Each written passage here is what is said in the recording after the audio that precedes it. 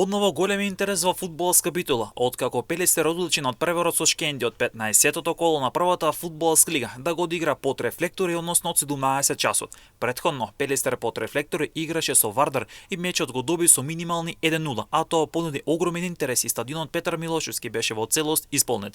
Пелистер, кој е предводен од штипскиот стратег Владко Костов, ки има огромна поддршка од трибините.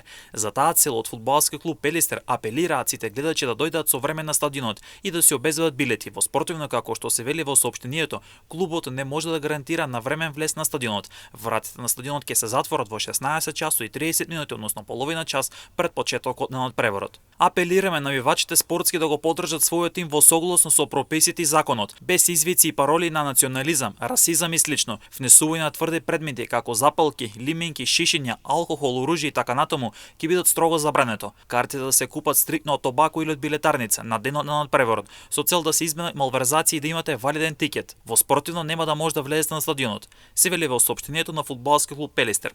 Пелистер ќе бара 3 бодови против лидерот Шкенди од Тетово, а задолжен за правдата на дербито во Битола кој стартува во 17 часот ќе биде штипјанецот Димитар Пилешков.